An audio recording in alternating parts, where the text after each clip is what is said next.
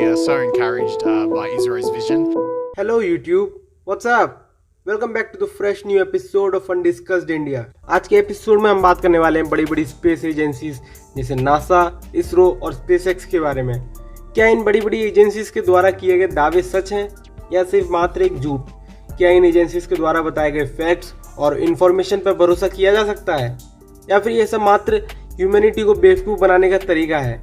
आज हम चर्चा करेंगे इसी विषय पर। फिर चाहे 20 जुलाई 1969 को की गई नासा द्वारा मून लैंडिंग को फेक बताना हो या फिर 2019 में भारत द्वारा किए गए मिशन चंद्रयान 2 के पीछे की नाकामी को छुपाना, इन स्पेस एजेंसीज पे कई बार झूठे दावे करने का आरोप लगाया जा चुका है। अगर हम बात करें 22 जुलाई 2019 को भारत के द्वारा लॉन्च किए गए मिशन चंद्रयान 2 के बारे में, तो चंद्रयान 2 मिशन का मेन मकसद था प्रज्ञान रोवर को विक्रम लैंडर की सहायता से चांद की सरफेस पर साउथ पोल पर उतारना, जो कि शुरुआत में काफ़ी सही जा रहा था। लेकिन जब विक्रम लैंडर की मून सरफेस पर लैंडिंग करने की बारी आई, तभी बीच में उससे कनेक्शन टूट गया था, इसरो का संपर्क उससे टूट गया था। चंद्रयान 2 के फेल होने के बाद जब इस मिशन का मार्गदर्शन कर रहे इसरो के चेयरमैन के सिवन से इसके बारे में पूछा गया, तो उन्होंने काफ़ी बदल कर जवाब दिए। कभी उनका कहना था कि उनका संपर्क विक्रम लैंडर से बीच रास्ते में ही टूट गया, तो कभी वह कहते कि विक्रम लैंडर मून की सरफेस पर गलत तरीके से लैंड हुआ है। कि ये काफ़ी बदलते हुए स्टेटमेंट को देखकर जनता भी काफ़ी उन पर शक कर रही थी कि ऐसा क्या है जो वे बताना नहीं चाहते, ऐसा क्या राज है जो वो आम जनता से छुपा रहे हैं। वहीं बाद में दिए गए कुछ इंटरव्यू के मुताबिक इसरो के चेयरमैन के सिवन का ये कहना था कि विक्रम लैंडर की मून पर सॉफ्ट लैंडिंग नहीं हुई थी, बल्कि विक्रम लैंडर की मून पर क्रैश लैंडिंग हुई थी, जिस वजह से ये चंद्रयान 2 मिशन फेल हुआ। यह राज उन्होंने आम आदमियों से काफ़ी समय तक छुपाया। इससे एक बात तो साफ है कि बड़ी बड़ी स्पेस एजेंसी जैसे कि नासा, स्पेसएक्स, इसरो अपनी सारी इन्फॉर्मेशन आम आदमियों के साथ, जनता के साथ शेयर नहीं करते। वे केवल वही इन्फॉर्मेशन शेयर करते हैं जो जनता के लिए फ़ायदेमंद हो।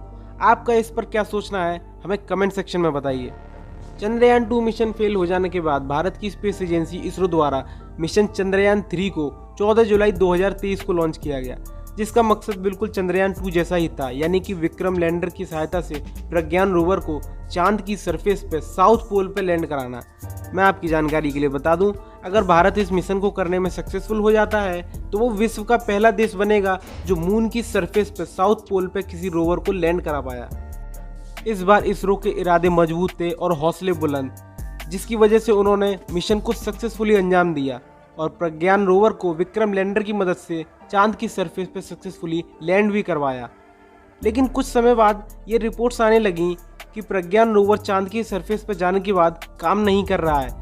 वहीं इसरो के साइंटिस्ट की तरफ से ये रिपोर्ट्स आई कि चांद की सरफेस का टेम्परेचर -200 डिग्री सेल्सियस से भी कम है, जिसकी वजह से रोवर के अंदर मौजूद इलेक्ट्रिक सर्किट्स काम नहीं कर रहे हैं। इस बात के पीछे कितनी सच्चाई है, यह तो सिर्फ इसरो वाले ही बता सकते हैं। वहीं पर कुछ खबरें यह भी आ रही हैं, चंद्रयान 3 मिशन का नेतृत्व कर रहे इसरो के चेयरमैन एस सोमनाथ का कहना है कि विक्रम लैंडर को जिस पर्पस के लिए मून पर भेजा गया था वह वो काम कर चुका है। अब इसके बाद वह काम करे या ना करे उससे कोई फर्क नहीं पड़ता। ये स्टेटमेंट काफ़ी अजीब सा लगता है। ऐसा लगता है कि स्टेटमेंट की आड़ में काफ़ी चीज़ें छुपाई जा रही हैं जो आम आदमियों को नहीं बताई जा रही। आपका इस पर क्या कहना है, कमेंट सेक्शन में बताइए। चंद्रयान 3 मिशन के सक्सेस होने के बाद जब ये खबरें आने लगीं कि प्रज्ञान रोवर काम ही नहीं कर रहा है, तो उसकी नाकामी को छुपाने के लिए इसरो के चेयरमैन एस सोमनाथ की तरफ से इस तरह के स्टेटमेंट आना काफ़ी असामान्य लगता है। ऐसा लगता है वे अपने स्टेटमेंट के पीछे काफ़ी बातें छुपा रहे हैं, वह आम आदमी के साथ शेयर नहीं करना चाहते। इतने बड़े मिशन के सक्सेसफुल होने के बावजूद उसके पीछे जब उसमें कुछ कमी आ रही है तो उसके बारे में आम जनता के सामने खुल के बात ना करना, ये इस मिशन की नाकामी छुपाने के लिए काफ़ी बड़ा स्टेप हो सकता है। वहीं पर मैं आपको बता दूं कि चाइनीज स्पेस एजेंसी के एक मुख्य अधिकारी का यह कहना है कि भारत जो अपने चंद्रयान 3 मिशन से जो दावे कर रहा है वह सभी दावे झूठे हैं। भारत का रोवर मून की साउथ पोल पर कभी लैंड ही नहीं हुआ। अब आपको इस बात में कितनी सच्चाई लगती है यह तो कोई नहीं बता सकता, पर आपका इस सब पे क्या राय है आप हमें कमेंट सेक्शन में बताइए। आप बताइए, क्या आपको इन बातों पर यकीन होता है? क्या एस सोमनाथ की स्टेटमेंट आपको सही लगती है?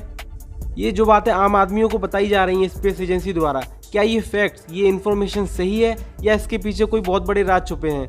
ये तो कोई नहीं बता सकता। इन सब मिशंस के पीछे असली वजह क्या है ये तो सिर्फ एजेंसी वाले ही जान सकते हैं। स्पेस मिशंस में लगातार हो रही नाकामी के पीछे की क्या वजह है वो तो सिर्फ यही लोग जानते हैं। वीडियो पसंद आया तो चैनल को सब्सक्राइब करें, शेयर करें अपने फ्रेंड के साथ, लाइक करें और कमेंट करके बताएं अपनी राय के बारे में।